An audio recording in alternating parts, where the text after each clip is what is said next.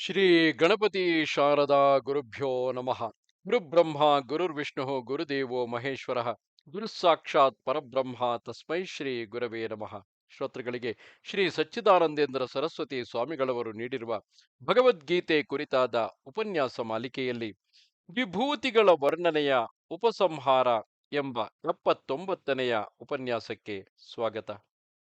ಕಳೆದ ಕೆಲವು ಉಪನ್ಯಾಸಗಳಿಂದ ಭಗವಂತನ ವಿಭೂತಿಗಳು ಅಥವಾ ಪರಮಾತ್ಮನ ವಿಭೂತಿಗಳು ಎಂಬ ವಿಚಾರದ ಕುರಿತಾಗಿ ಭಗವಂತನ ಮಹಿಮೆಯನ್ನು ತಿಳಿಸುವ ಹಲವು ವಿಭೂತಿಗಳನ್ನು ಶ್ರೀಗಳು ವರ್ಣಿಸಿರುತ್ತಾರೆ. ಅಂತಿಮವಾಗಿ ಆ ವರ್ಣನೆಗಳ ಉಪಸಂಹಾರವನ್ನು ಈ ಅಧ್ಯಾಯದಲ್ಲಿ ಮಾಡಿರುತ್ತಾರೆ. ಮೌನಂ ಚೈವಾಸ್ಮಿ ಗುಹ್ಯಾನಾಂ, ರಹಸ್ಯಗಳಲ್ಲೆಲ್ಲ ಮೌನವು ನಾನು ಎಂದು ಭಗವಂತನು ಹೇಳಿರುವುದನ್ನು ಈಗ ವಿಮರ್ಶೆಗೆ ತೆಗೆದುಕೊಳ್ಳೋಣ. ಮೌನವು ಆಧ್ಯಾತ್ಮಿಕವಾದದ್ದು, ನಮ್ಮೊಳಗೇ ಇರತಕ್ಕದ್ದು. ಆಧ್ಯಾತ್ಮಿಕ, ಅಧಿಭೌತಿಕ, ಅಧಿದೈವಿಕ ಈ ಮೂರು ಪ್ರಪಂಚಗಳಲ್ಲಿಯೂ ಭಗವಂತನ ವಿಭೂತಿಗಳುಂಟು. ಮೌನವು ಹೇಗೆ ರಹಸ್ಯವಾಗಿದೆ ಎಂಬುದನ್ನು ಮೊದಲು ವಿಮರ್ಶಿಸೋಣ. ಇಲ್ಲಿ ಮೌನವೆಂದರೆ ಬರಿಯ ವಾಕಿನ ಮೌನವನ್ನು, ಅಂದರೆ ಮಾತನಾಡದೇ ಇರುವ ವಾಂಗ್ಮೌನವನ್ನು ಮಾತ್ರವೇ ಹೇಳಿರುವುದಿಲ್ಲ. ಇದು ಮನಸ್ಸಿಗೂ ಸಂಬಂಧಪಟ್ಟಿರುತ್ತದೆ. ರಹಸ್ಯವೆಂದರೆ ಸುಲಭವಾಗಿ ತಿಳಿಯುವುದಕ್ಕೆ ಆಗದೇ ಇರುವುದು. ತತ್ವವು ಅಂಥ ರಹಸ್ಯವಾಗಿರುತ್ತದೆ. ತತ್ವವನ್ನು ಬಲ್ಲವರು ಹೇಳಿದ ಮೇಲೂ ಜನರಿಗೆ ತಿಳಿಯಲಾರದೆ ಇರುತ್ತಾರೆ. ಆದ್ದರಿಂದ ರಹಸ್ಯವೆಂದರೆ ಹೇಳಬಾರದ್ದು ಎಂದು ಅರ್ಥವಲ್ಲ. ಅನಧಿಕಾರಿಗಳಿಗೆ ತತ್ವವನ್ನು ತಿಳಿಸಬಾರದು ಎಂದು ದೊಡ್ಡವರು ಹೇಳುವುದುಂಟು. ಇದೇಕೆಂದರೆ ಅದನ್ನು ತಿಳಿಯದೇ ಇದ್ದರೂ ತಪ್ಪಾಗಿ ತಿಳಿದುಕೊಂಡು ವ್ಯವಹಾರದಲ್ಲಿ ಉಪಯೋಗಿಸುವುದರಿಂದ ಅಪಾಯವಾಗಬಹುದು. ಗಾಂಧಿಯವರ ಉಪದೇಶವನ್ನು ಅವರ ಅನುಯಾಯಿಗಳೆಂಬುವರು ತಿಳಿದುಕೊಳ್ಳಲಾರದೆ ತಪ್ಪಾಗಿ ಜನರಿಗೆ ತಿಳಿಸಿದ್ದುಂಟು. ಅಂಥ ಸಂದರ್ಭಗಳಲ್ಲಿ ಮಹಾತ್ಮ ಗಾಂಧಿಯವರು ನಾನು ಹಾಗೆ ಹೇಳಲಿಲ್ಲ, ಜನರು ತಪ್ಪಾಗಿ ತಿಳಿದುಕೊಂಡಿರುತ್ತಾರೆ ಎಂದು ಸ್ಪಷ್ಟೋಕ್ತಿಗಳಿಂದ ವಿವರಣೆಯನ್ನು ಕೊಡಬೇಕಾಗುತ್ತಿತ್ತು. ಗುಹ್ಯವು, ರಹಸ್ಯವು ಎಂದರೆ ಇನ್ನೊಂದು ದೃಷ್ಟಿಯಿಂದ ಮತ್ತೊಬ್ಬರಲ್ಲಿ ಹೇಳಿಕೊಳ್ಳಬಾರದ ಸಾಧನಗಳು. ಧರ್ಮ ಕರತಿ ಕೀರ್ತನಾತ್, ತಾನು ಮಾಡಿರುವ ಧರ್ಮವನ್ನು ಹಾಗೆ ಮಾಡಿರುತ್ತೇನೆ, ಹೀಗೆ ಮಾಡಿರುತ್ತೇನೆ ಎಂದು ಕೊಚ್ಚಿಕೊಳ್ಳುವುದರಿಂದ ಧರ್ಮವೇ ನಾಶವಾಗುತ್ತದೆ ಎಂದು ಸ್ಮೃತಿಕಾರರು ಹೇಳುತ್ತಾರೆ. ಆದ್ದರಿಂದ ಧರ್ಮವನ್ನು, ತಾನು ಮಾಡುತ್ತಿರುವ ಉಪಾಸನಾದಿ ಸಾಧನಗಳನ್ನು ಸಂತೆಯಲ್ಲಿ ಬೀರತಕ್ಕದ್ದಲ್ಲ. ಈ ಅರ್ಥದಲ್ಲಿ ಅದು ರಹಸ್ಯವಾಗಿರುತ್ತದೆ. ಗುರು ಕೊಟ್ಟ ಮಂತ್ರವೂ ಪರಮಾತ್ಮನ ಧ್ಯಾನಾದಿ ಸಾಧನವು ಈ ಅರ್ಥದಲ್ಲಿ ರಹಸ್ಯವು. ಅದನ್ನು ತನ್ನ ಹೃದಯದಲ್ಲಿಯೇ ಮುಚ್ಚಿಟ್ಟುಕೊಂಡು ಸಾಧನ ಮಾಡುವುದರಿಂದ ಅದಕ್ಕೆ ವೀರ್ಯವು ಬರುತ್ತದೆ. ಇಂಥ ರಹಸ್ಯಗಳಲ್ಲಿ ಮೌನವು ಹೆಚ್ಚಿನ ರಹಸ್ಯವು. ಮೌನವೆಂದರೆ ಏನು? ಯಾವುದರಿಂದ ಮಾನವನು ಮುನಿ ಎನಿಸಿಕೊಳ್ಳುವನೋ ಅದು ಮೌನವು. ಮೌನಾನ್ನಸ ಮುನಿರ್ಭವತಿ ನಾರಣ್ಯ ವಸನಾನ್ಯುನಿಹಿ ಸ್ವಲಕ್ಷಣಂ ತು ಯೋ ವೇದ ಸ ಮುನಿ ಶ್ರೇಷ್ಠ ಉಚ್ಯತೆ. ಸುಮ್ಮನಿದ್ದರೆ ಮುನಿಯಾಗುವುದಿಲ್ಲ, ವನದಲ್ಲಿದ್ದ ಮಾತ್ರದಿಂದಲೂ ಮುನಿಯಾಗುವುದಿಲ್ಲ. ಯಾವನಿಗೆ ಆತ್ಮ ಲಕ್ಷಣವು ತಿಳಿದಿರುವುದೋ ಅವನೇ ಮುನಿಶ್ರೇಷ್ಠನೆನಿಸುವನು ಎಂದು ಭಾರತ ವಚನವಿದೆ. ಪರಮಾತ್ಮ ತತ್ವವನ್ನು ಮನನ ಮಾಡುತ್ತಿರುವುದೇ ಮೌನವು. ಮನಸ್ಸಿನ ವೃತ್ತಿಗಳನ್ನೆಲ್ಲ ತಡೆಗಟ್ಟಿ ಹಿಮ್ಮೆಟ್ಟಿಸಿಕೊಂಡು ಒಳಕ್ಕೆ ಹೋಗುವುದು ಮೌನವು. ಅಂದರೆ ಮನಸ್ಸನ್ನೇ ದಾಟಿ ಪರಮಾತ್ಮನಲ್ಲಿ ನಿಲ್ಲುವುದು ಎಲ್ಲಕ್ಕೂ ಹೆಚ್ಚಿನ ಮೌನವು. ಮನೋದೃಶ್ಯಮಿದಂ ದ್ವೈತಂ ಎಂದರೆ ಮನಸ್ಸಿನ ಅಲುಗಾಟವೇ ವ್ಯವಹಾರವೆನಿಸುವುದು. ಈ ಅಲುಗಾಟವನ್ನು ಮೀರಿರುವುದೇ ಮೌನವು.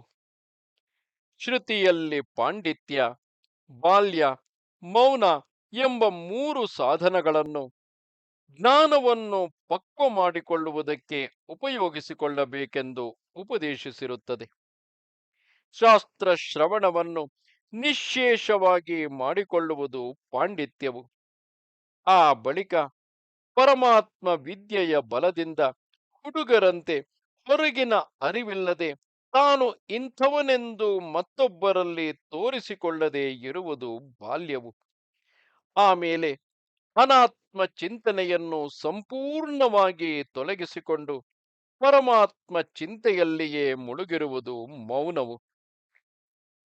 ಈ ಮೌನವು ನಿಶ್ಶೇಷವಾದರೆ ನಿಜವಾದ ಬ್ರಾಹ್ಮಣನಾದಾನು ನಿಜವಾದ ಬ್ರಾಹ್ಮಣನಾದನು. ಏಕೆಂದರೆ ನಿತ್ಯವಾದ ಬ್ರಹ್ಮದಲ್ಲಿಯೇ ಆಗ ನೆಲೆ ನಿಂತಿರುತ್ತಾನೆ ಎಂದು ಶ್ರುತಿಯು ಹೇಳುತ್ತದೆ. ಈ ಮೌನವು ನಾನು ಎಂದು ಭಗವಂತನು ಹೇಳಿಕೊಂಡಿರುತ್ತಾನೆ. ಮೌನವೆಂಬುದೊಂದು ಪರಮಾತ್ಮನ ಮಹಾವಿಭೂತಿಯು. ಏಕೆಂದರೆ ಪರಮಾತ್ಮನು ಮೌನದಿಂದಲೇ ಉಪದೇಶಿಸುವುದಕ್ಕೆ ತಕ್ಕವನು.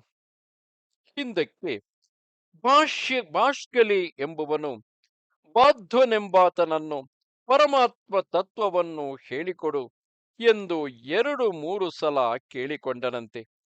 ಆದರೂ ಬಾಧ್ವನು ಸುಮ್ಮನೆ ಇದ್ದು ಕೊನೆಗೆ, ಅಪ್ಪ, ನಾನೇನೋ ತಿಳಿಸುತ್ತಲೇ ಇರುವೆನು, ನಾವೇನೋ ತಿಳಿಸುತ್ತಲೇ ಇದ್ದೇವೆ, ನಿನಗೆ ಮಾತ್ರ ಅದರ ಅರಿವು ಆಗದೇ ಇರುತ್ತದೆ.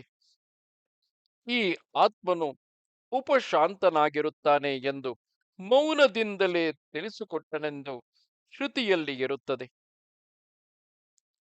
ದಕ್ಷಿಣಾಮೂರ್ತಿಯು ಪರಬ್ರಹ್ಮ ತತ್ವವನ್ನು ಮೌನ ವ್ಯಾಖ್ಯಾನದಿಂದಲೇ ತಿಳಿಸಿಕೊಟ್ಟ ಎಂಬುದರ ಅಭಿಪ್ರಾಯವೂ ಇದೆ.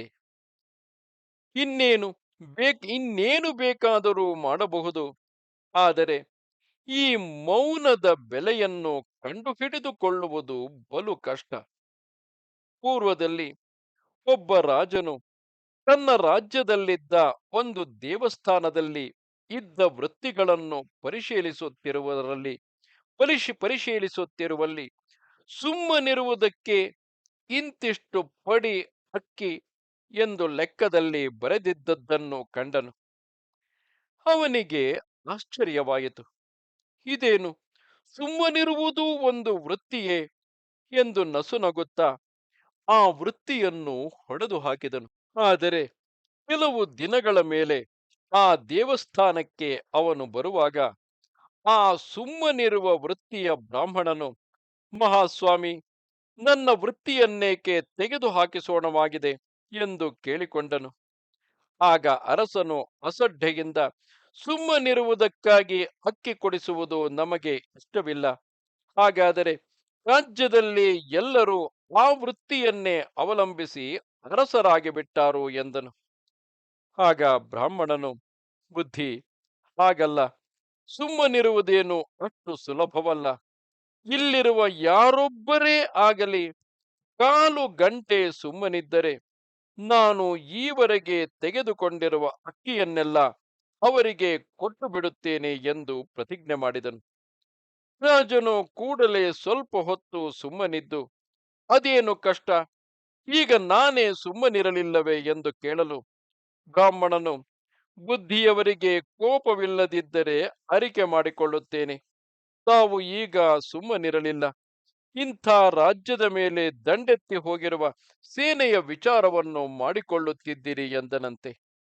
ರಾಜನಿಗೆ ಆಗ ಸುಮ್ಮನಿರುವ ಮೌನ ಎಂದರೆ ಏನೆಂಬುದರ ಅರಿವು ಆಗಿ ಬ್ರಾಹ್ಮಣನಿಗೆ ಮೊದಲಿಗಿಂತಲೂ ಹೆಚ್ಚಿನ ಪರಿಮಾಣದ ಅಕ್ಕಿಯನ್ನು ಕೊಡಬೇಕೆಂದು ಅಪ್ಪಣೆ ಮಾಡಿದನಂತೆ. ಇಂಥ ಹೆಚ್ಚಿನದು ಈ ಮೌನವೆಂಬ ರಹಸ್ಯವು. ಇನ್ನು ಜ್ಞಾನಂ ಜ್ಞಾನವತಾಮಹಂ ಎಂಬ ವಿಭೂತಿಯ ಕಡೆಗೆ ತಿರುಗೋಣ. ಜ್ಞಾನಿಗಳ ಜ್ಞಾನವು ನಮ್ಮಗಳ ವ್ಯವಹಾರದ ಜ್ಞಾನಕ್ಕಿಂತ ಅತ್ಯಂತ ವಿಲಕ್ಷಣವಾಗಿರುತ್ತದೆ. ಆ ಜ್ಞಾನವನ್ನು ತಿಳಿಸಿಕೊಡುವುದಕ್ಕೆ ಗೀತಾಶಾಸ್ತ್ರವು ಹೊರಟಿರುತ್ತದೆ. ಇತಿ ಶ್ರೀಮದ್ ಭಗವದ್ಗೀತಾಸು ಉಪನಿಷತ್ಸು ಬ್ರಹ್ಮವಿದ್ಯಾಯಾಮ್ ಎಂದು ಪ್ರತಿಯೊಂದು ಅಧ್ಯಾಯದ ಕೊನೆಯಲ್ಲಿ ಹೇಳಿರುವ ವಿದ್ಯೆಯೇ ಈ ಜ್ಞಾನವು. ಸಾಧಾರಣ ಜನರ ಜ್ಞಾನವು ವ್ಯಾಪಾರ, ಸರ್ಕಾರ, ಜ್ಯೋತಿಷ, ವೈದ್ಯ, ಆಹಾರ, ಬಟ್ಟೆ, ಕೀರ್ತಿ ಇಂಥ ವಿಷಯಗಳನ್ನು ಕುರಿತದ್ದಾಗಿರುತ್ತದೆ. ಇದು ಕಾಮಮಯವಾಗಿರುತ್ತದೆ. ಜ್ಞಾನಿಗಳ ಜ್ಞಾನವು ಇದಕ್ಕೆ ಅತ್ಯಂತ ವಿರುದ್ಧವಾಗಿರುತ್ತದೆ. ಅವರಿಗೆ ಸ್ಥಿತಪ್ರಜ್ಞರು ಎಂದು ಹೆಸರು ಬರುವುದಕ್ಕೆ ಇದೇ ಕಾರಣವು. ಈ ಜ್ಞಾನವು ಬಂದಾಗ ಸಕಲ ಕಾಮಗಳು ಸಂಪೂರ್ಣವಾಗಿ ಹೋಗಿಬಿಟ್ಟಿರುತ್ತವೆ. ಕಾಮದಲ್ಲಿ ಜ್ಞಾನವಿರುವವರು ನಾವು, ರಾಮನಲ್ಲಿ ಭಗವಂತನಲ್ಲಿ ಜ್ಞಾನವಿರುವವರು ಜ್ಞಾನಿಗಳು. ಯಾವುದೊಂದನ್ನು ಅರಿತುಕೊಂಡರೆ ಅರಿತುಕೊಳ್ಳತಕ್ಕದ್ದನ್ನೆಲ್ಲ ಅರಿತಂತೆ ಆಗುವುದೋ ಆ ಜ್ಞಾನವು ಜ್ಞಾನಿಗಳದು. ಆದ್ದರಿಂದ ಅವರನ್ನು ಜ್ಞಾತ ಜ್ಞೇಯರು ಎನ್ನುತ್ತಾರೆ. ಪರಮಾತ್ಮನು ಏಕನು. ಅವನ ಜ್ಞಾನವು ಏಕಮುಖವಾಗಿರುತ್ತದೆ. ಬೆಳಗಿನಿಂದ ಸಾಯಂಕಾಲದವರೆಗೆ ಜೀವರುಗಳಿಗೆ ಉಂಟಾಗುವ ಜ್ಞಾನಗಳು ಎಷ್ಟು ಕವಲು ಕವಲಾಗಿ ಹರಿಯುತ್ತಿರುವವು ನೋಡಿರಿ. ಜ್ಞಾನಿಗಳಿಗೆ ಈ ಹರಿದಾಡುವ ಜ್ಞಾನದ ಹುಚ್ಚು ಹೋಗಿ ಅವರ ಅರಿವು ಪರಮಾತ್ಮನಲ್ಲಿ ನಿಂತುಕೊಂಡು ಬಿಟ್ಟಿರುತ್ತದೆ. ಜ್ಞಾನಿಗಳನ್ನು ನೋಡಿದರೆ ಸಾಕು, ಅವರ ಪ್ರಭಾವವು ನಮ್ಮ ಮೇಲೆ ಬೀಳುವುದು. ನಾವು ಪ್ರಶಾಂತರಾಗುವೆವು. ಅವರ ಜ್ಞಾನವನ್ನು ಭಗವಂತನೇ ಎಂದು ಉಪಾಸನೆ ಮಾಡಬೇಕು. ಅದು ನಮ್ಮ ಸ್ವಭಾವವನ್ನೇ ಮಾರ್ಪಡಿಸಿ ನಮ್ಮನ್ನು ಉತ್ಕೃಷ್ಟ ಸ್ಥಿತಿಗೆ ಏರಿಸುತ್ತದೆ. ಇನ್ನು ಯಚ್ಚಾಪಿ ಸರ್ವಭೂತಾನಾಂ ಬೀಜಂ ತದಹಮರ್ಜುನ. ಸರ್ವಭೂತಗಳಿಗೂ ಬೀಜವು ಯಾವುದೋ ಅದು ನಾನು ಎಂದು ಭಗವಂತನು ಹೇಳಿರುವುದಕ್ಕೆ ಕಿವಿಗೊಡೋಣ. ಸ್ಥೂಲ ದೃಷ್ಟಿಯಿಂದ ತಾಯಿ ತಂದೆಗಳು ಪ್ರಾಣಿಗಳ ಶರೀರಕ್ಕೆ ಕಾರಣರು. ಸ್ವಲ್ಪ ಹಿಂದಕ್ಕೆ ಹೋಗಿ ನೋಡಿದರೆ ಅವರವರ ಕರ್ಮವು ಕಾರಣವಾಗಿರುತ್ತದೆ. ಕರ್ಮಕ್ಕೆ ಅವಿದ್ಯೆ ಕಾರಣವು. ಅವಿದ್ಯೆ ಎಂದರೆ ಪರಮಾತ್ಮನನ್ನು ಅರಿಯದಿರುವುದು. ಅಜ್ಞಾತ ರಜ್ಜುವು ಸರ್ಪಕ್ಕೆ ಕಾರಣವಾಗಿರುವಂತೆ ಅಜ್ಞಾತ ಪರಮಾತ್ಮನೇ ಸೃಷ್ಟಿಗೆಲ್ಲ ಕಾರಣ. ಬಂಧಕ್ಕೆ ಅವನೇ ಕಾರಣವು. ಜ್ಞಾತ ಪರಮಾತ್ಮನು ಮೋಕ್ಷಕ್ಕೆ ಕಾರಣನು. ಮೋಕ್ಷವೆಂದರೆ ಏನು? ಎಲ್ಲ ಕೋಟಲೆಗಳಿಂದಲೂ ಬಿಡುಗಡೆಯಾಗುವುದು. ಈ ರೀತಿಯಲ್ಲಿ ನೋಡಿದರೆ ಪರಮಾತ್ಮನ ಸಂಬಂಧವಿಲ್ಲದೆ ಯಾವ ಚರಾಚರವೂ ಇರುವುದಿಲ್ಲ. ಚೇತನ ಅಚೇತನ ರೂಪವಾದ ಜಗತ್ತಿಗೆಲ್ಲ ಪರಮಾತ್ಮನೇ ಕಾರಣನೆಂದು ಶ್ರುತಿಯಲ್ಲಿ ಹೇಳಿರುತ್ತದೆ.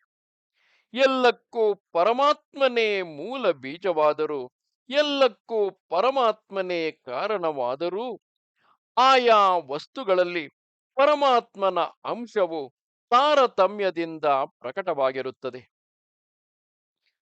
ನಾಂತೋಸ್ತಿ ಮಮ ದಿವ್ಯಾನಾಂ ವಿಭೂತೀನಾಂ ಪರಂತಪ ಏಷತು ದೇಶತಃ ಪ್ರೋಕ್ತೋ ವಿಭೂತೇರ್ವಿಸ್ತರೋಮಯ. ಭಗವಂತನು ಈ ರೀತಿಯ ಹಲವು ವಿಭೂತಿಗಳನ್ನು ವಿವರವಾಗಿ ಹೇಳಿದ ಬಳಿಕ ಇಷ್ಟೇ ಪರಮಾತ್ಮನ ವಿಭೂತಿಯು ಎಂದು ಅರ್ಜುನನು ಅಥವಾ ಮತ್ತೆ ಯಾರಾದರೂ ತಿಳಿದಾರೆಂದು ಈ ಮಾತನ್ನು ಆಡಿರುತ್ತಾನೆ. ಶತ್ರುತಾಪನನಾದ ಅರ್ಜುನನೇ, ನನ್ನ ದಿವ್ಯವಾದ ವಿಭೂತಿಗಳಿಗೆ ಅಂತವಿಲ್ಲ. ಇಲ್ಲಿಯವರೆಗೆ ಹೇಳಿದ ಈ ವಿಭೂತಿ ವರ್ಣನೆಯು ಸ್ವಲ್ಪ ಮಟ್ಟಿಗೆ ತಿಳಿಸುವುದಕ್ಕಾಗಿ ಹೇಳಿದ್ದಾಗಿದೆ. ಇಲ್ಲಿ ವಿಭೂತಿಗಳಿಗೆ ಅಂತವಿಲ್ಲ ಎಂದರೇನು? ವಿಭೂತಿಗಳು ಇಂತಿಷ್ಟೇ ಎಂಬ ಸಂಖ್ಯೆಯ ಮಿತಿಯಿಲ್ಲ ಎಂದು ಒಂದು ಅರ್ಥ. ಒಂದೊಂದು ವಿಭೂತಿಯನ್ನು ತೆಗೆದುಕೊಂಡು ವರ್ಣಿಸಿದರೂ ಅದಕ್ಕೆ ಅಂತವಿರುವುದಿಲ್ಲ. ಯಾವುದೊಂದು ವಿಭೂತಿಯನ್ನು ತೆಗೆದುಕೊಂಡರೂ ಅದಕ್ಕೆ ಜನ್ಮವನ್ನೆಲ್ಲ ಕಳೆಯಬಹುದು. ಅಷ್ಟು ಆಳವಾಗಿರುತ್ತದೆ ಅದರ ಮಹಿಮೆ. ಶ್ರೀಕೃಷ್ಣನೊಬ್ಬನಲ್ಲಿ ಭಕ್ತಿಯನ್ನು ಇಟ್ಟುಕೊಂಡಿರುವವರನ್ನೇ ಉದಾಹರಣೆಗೆ ಆಗಿ ತೆಗೆದುಕೊಳ್ಳಿರಿ. ಆತನ ಶೈಶವ, ಬಾಲ್ಯ, ಗೋಪಾಲ ಲೀಲೆ ಮುಂತಾದವುಗಳಲ್ಲಿ ಒಂದೊಂದನ್ನೂ ಕುರಿತು ಭಾವನೆಯಿಂದಲೇ ಎಷ್ಟೋ ಜನ್ಮಗಳನ್ನು ಆನಂದದಿಂದ ಕಳೆಯಬಹುದು. ಭಾವನೆಯಿಂದ ಒಂದು ವಿಗ್ರಹವನ್ನು ಆರಾಧಿಸುವವರಿಗೆ ಅದೇ ಸಾಕ್ಷಾತ್ತಾಗಿ ಕೃಷ್ಣನಾಗಿ ಕಾಣುವುದು, ಮನಸ್ಸನ್ನು ಉಲ್ಲಾಸಗೊಳಿಸುವುದು, ಸಂಸಾರದ ಸಂತಾಪವನ್ನು ಪರಿಹರಿಸುವುದು. ಹೀಗಿರುವಲ್ಲಿ ಈವರೆಗೆ ಉದಾಹರಣೆಗಾಗಿ ಹೇಳಿರುವ ವಿಭೂತಿಗಳಲ್ಲಿ ಯಾವುದನ್ನು ತಾನೇ ನಾವು ಕೊನೆ ಮುಟ್ಟುವವರೆಗೆ ಒಳಹೊಕ್ಕು ವಿಚಾರಿಸಿರುತ್ತೇವೆಂದು ಹೇಳಬಹುದು? ಆಯಾ ಭಾವುಕರ ಹೃದಯದ ಪರಿಮಿತಿ ಇದ್ದಷ್ಟು ಆಯಾ ವಿಭೂತಿಯು ಭಗವಂತನ ಮಹಿಮೆಯನ್ನು ಪ್ರಕಟಗೊಳಿಸುತ್ತದೆ ಎನ್ನಬೇಕೇ ಹೊರತು ಅಲ್ಲಿಗೆ ಆ ವಿಭೂತಿಯ ವಿಚಾರವೆಲ್ಲ ಮುಗಿಯಿತೆಂದು ಎಂದಿಗೂ ಭಾವಿಸುವ ಹಾಗಿಲ್ಲ. ಈ ಅಧ್ಯಾಯದಲ್ಲಿ ಹೇಳಿರುವವಲ್ಲದೆ ಇನ್ನೂ ಬೇಕಾದಷ್ಟು ಭಗವಂತನ ವಿಭೂತಿಗಳಿರುತ್ತವೆ. ಭಗವಂತನ ವಿಭೂತಿಯನ್ನು ಹೇಗೆ ಆರಿಸಿಕೊಳ್ಳಬೇಕು, ಆ ವಿಭೂತಿಯನ್ನು ಭಗವಂತನೆಂದು ಉಪಾಸನೆ ಮಾಡುವುದು ಹೇಗೆ ಎಂಬುದು ತಿಳಿಯಲೆಂದು ಶ್ರೀಕೃಷ್ಣ ಭಗವಂತನು ಒಂದು ತತ್ವವನ್ನು ಈಗ ತಿಳಿಸಿಕೊಡುತ್ತಾನೆ. ಯದ್ಯದ್ವಿಭೂತಿ ಮತ್ಸತ್ವಂ ಶ್ರೀಮದೂರ್ಜಿತಮೇವವಾ ತತ್ತದೇವಾವಗಚ್ಚತ್ವಂ ಮಮ ತೇಜೋಂಶ ಮಮ ತೇಜೋಂಶ ಸಂಭವಂ. ಯಾವುದರಲ್ಲಿ ವೈಭವವಿರುವುದೋ, ಯಾವುದರಲ್ಲಿ ಸಂಪತ್ತಿರುವುದೋ, ಯಾವುದರಲ್ಲಿ ಉತ್ಸಾಹ ಶಕ್ತಿಯು ಕಾಣುತ್ತಿರುವುದೋ ಅದನ್ನೆಲ್ಲ ನನ್ನ ತೇಜಸ್ಸಿನ ಅಂಶದಿಂದ ಉಂಟಾಗಿರುವುದೆಂದು ತಿಳಿ. ಹಿಮಾಲಯದಂತಹ ಮೈಲುಗಟ್ಟಲೆ ಹಬ್ಬಿರುವ ಪರ್ವತ ಶ್ರೇಣಿಯನ್ನು ಕಂಡರೆ, ಗೇರು ಸೊಪ್ಪೆಯಂತಹ ಜಲಪಾತವನ್ನು ಕಂಡರೆ, ಗಂಗಾ ಯಮುನಾದಿ ಮಹಾನದಿಗಳು ಪೂರ್ಣ ಪ್ರವಾಹದಿಂದ ಹರಿಯುವುದನ್ನು ಕಂಡರೆ, ಯಾವುದಾದರೂ ಮರ ಗಿಡ ಬಳ್ಳಿಗಳ ವನರಾಜಿಯ ಸೌಂದರ್ಯವನ್ನು ಕಂಡರೆ ಪರಮಾತ್ಮನ ಸನ್ನಿಧಿಯು ಎದ್ದು ಕಾಣುವುದು. ವಸ್ತುಗಳಲ್ಲಿರುವ ನೀಚತ್ವವು ಮರೆತು ಹೋಗುವುದು. ಮಹನೀಯರಿಗಂತೂ ಅವುಗಳ ದರ್ಶನದಿಂದ ಭಾವ ಸಮಾಧಿಯೇ ಉಂಟಾಗುವುದು. ಇಂಥ ಯಾವ ದೃಶ್ಯಗಳನ್ನು ನೋಡಿದರೂ ಭಗವಂತನನ್ನು ಸ್ಮರಿಸಿಕೊಳ್ಳಬೇಕು.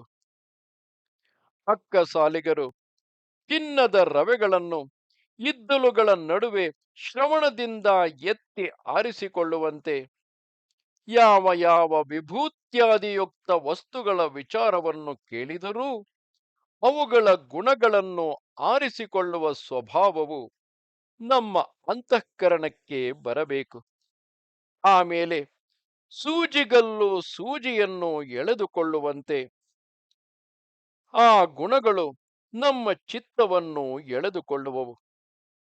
ಈ ಜಗತ್ತು ಈಗಲೇ ಇಲ್ಲಿಯೇ ಪರಮಾತ್ಮಮಯವಾಗಿರುತ್ತದೆ. ಆದರೆ ನಮ್ಮ ಭಾವನೆಯು ಅದನ್ನು ಅರಿತು ಆನಂದಿಸುವ ಸ್ಥಿತಿಗೆ ಏರಿರುವುದಿಲ್ಲ. ದತ್ತೂರಿ ಗಿಡವು ತುಂಬೆ ಗಿಡವು ಬೆಳೆದಿರುವ ಹೊಲವನ್ನು ಕಂಡರೆ ಅಲ್ಲಿರುವ ಶಿಲೆಗಳೆಲ್ಲ ಶಿವಲಿಂಗಗಳೆಂಬ ಭಾವನೆ ಬರುತ್ತದೆ. ಪ್ರೇಮಯುತವಾದ ಹೃದಯದ ಭಕ್ತರಿಗೆ ನಮ್ಮ ಭಾವನೆಯು ಎಷ್ಟರ ಮಟ್ಟಿಗೆ ಪಕ್ವವಾಗುವುದೋ ಅಷ್ಟರ ಮಟ್ಟಿಗೆ ಜಗತ್ತೇ ಪರಮಾತ್ಮನ ರೂಪಕ್ಕೆ ತಿರುಗುವುದು. ಸದಾಶಿವ ಬ್ರಹ್ಮೇಂದ್ರ ಸರಸ್ವತಿಗಳು ಹೇಳಿರುವಂತೆ ಸರ್ವಂ ಬ್ರಹ್ಮಮಯಂ ರೇ ರೇ ಸರ್ವಂ ಬ್ರಹ್ಮಮಯಂ ಕಿಂ ವಚನೀಯಂ ಕಿಮವಚನೀಯಂ ಕಿಂ ರಚನೀಯಂ ಕಿಮರಚನೀಯಂ ಕಿಂ ಪಠನೀಯಂ ಕಿಮ ಪಠನೀಯಂ ಕಿಂ ಭಜನೀಯಂ ಕಿಮ ಭಜನೀಯಂ ಕಿಂ ಬೋದ್ಧವ್ಯಂ ಕಿಮಬೋದ್ಧವ್ಯಂ ಕಿಂ ಭೋಕ್ತವ್ಯಂ ಕಿಮಭೋಕ್ತವ್ಯಂ ಸರ್ವತ್ರ ಸದಾ ಹಂಸ ಧ್ಯಾನಂ ಕರ್ತವ್ಯಂ ಭೋ ಮುಕ್ತಿ ನಿಧಾನಂ. ಈ ಇಡೀ ಜಗತ್ತೇ ಭಗವನ್ಮಯವಾಗಿರುತ್ತದೆ. ಇದರಲ್ಲಿ ಹೇಳತಕ್ಕದ್ದು ಹೇಳತಕ್ಕದ್ದಲ್ಲ, ಮಾಡತಕ್ಕದ್ದು ಮಾಡತಕ್ಕದ್ದಲ್ಲ, ಓದತಕ್ಕದ್ದು ಓದತಕ್ಕದ್ದಲ್ಲ, ಭಜಿಸತಕ್ಕದ್ದು ಭಜಿಸತಕ್ಕದ್ದಲ್ಲ, ಅರಿತುಕೊಳ್ಳತಕ್ಕದ್ದು ಅರಿತುಕೊಳ್ಳತಕ್ಕದ್ದಲ್ಲ, ಭೋಗಿಸತಕ್ಕದ್ದು ಭೋಗಿಸತಕ್ಕದ್ದಲ್ಲ ಎಂದು ಮುಂತಾದ ವಿಭಾಗಕ್ಕೆ ಸ್ವಲ್ಪವೂ ಅವಕಾಶವಿಲ್ಲ. ಜಾಣರಾದವರು ಇಲ್ಲಿ ಯಾವಾಗಲೂ ಭಗವಂತನನ್ನೇ ಕಾಣುತ್ತಾ ಭಗವಂತನನ್ನೇ ಧ್ಯಾನಿಸುತ್ತಿರುವರು. ಅವರಿಗೆ ಜಗತ್ತು ಕಾಣಿಸುವುದೇ ಇಲ್ಲ. ಇದೇ ಅರ್ಥವನ್ನೇ ಭಗವಂತನು ಈ ಉಪಸಂಹಾರ ಶ್ಲೋಕದಲ್ಲಿ ಅರ್ಜುನನಿಗೆ ಉಪದೇಶಿಸಿರುತ್ತಾನೆ. ಅಥವಾ ಬಹುನೈತೇನ ಕಿಂ ಜ್ಞಾತೇನ ತವಾರ್ಜುನ ವಿಷ್ಟಭ್ಯಾಹಮಿಹಂ ವಿಷ್ಟಭ್ಯಾಹಮಿದಂ ಕೃತ್ಸ್ನಮೇಕಾಂಶೇನ ಸ್ಥಿತೋ ಜಗತ್. ಅರ್ಜುನ, ಇದೇ ಮುಂತಾದ ಹೆಚ್ಚು ವಿಸ್ತಾರ ಮಾತುಗಳಿಂದ ನಿನಗೆ ಏನಾಗಬೇಕಾದದ್ದಿದೆ? ನನ್ನ ವಿಭೂತಿಗಳನ್ನು ಒಂದೊಂದಾಗಿ ಎಷ್ಟು ಹೇಳಿದರೂ ಎಂದಿಗೂ ಮುಗಿಯುವಂತಿಲ್ಲ. ಆದ್ದರಿಂದ ನೀನು ಇಷ್ಟು ಮಾತ್ರ ಚಿಂತಿಸುತ್ತಿರು ಸಾಕು. ನನ್ನ ಒಂದಂಶದಿಂದ ಈ ಇಡೀ ಜಗತ್ತನ್ನು ನಾನು ಹಿಡಿದು ನಿಲ್ಲಿಸಿಕೊಂಡಿರುವೆನು. ಇವೆಲ್ಲವೂ ಸೇರಿದರೂ, ಅಂದರೆ ಈವರೆಗೆ ಹೇಳಿರುವ ಎಲ್ಲ ವಿಭೂತಿಗಳೂ ಸೇರಿದರೂ ಭಗವಂತನ ಒಂದಂಶವು ಮಾತ್ರ. ಇದೆಲ್ಲ ಭಗವಂತನ ಪಾಲು, ಅಮೃತವಾಗಿರುವ ಮುಪ್ಪಾಗ ಪಾಲು ಇದನ್ನು ಮೀರಿರುತ್ತದೆ. ಇಡೀ ಜಗತ್ತೇ ಭಗವಂತನ ವಿಭೂತಿಯು. ಭಗವಂತನು ಈ ವಿಭೂತಿಯನ್ನು ಎಷ್ಟೋ ಪಾಲು ಮೀರಿರುವ ಪರಮ ಪುರುಷನಾಗಿರುತ್ತಾನೆ. ನಮಸ್ತೆ ಶಾರದೆ ದೇವಿ, ಕಾಶ್ಮೀರ ಪುರವಾಸಿನಿ, ತ್ವಾಮಹಂ ಪ್ರಾರ್ಥೆಗೆ ನಿತ್ಯಂ, ವಿದ್ಯಾದಾನಂಚ ದೇಹಿಮೆ. ನಮಸ್ಕಾರ.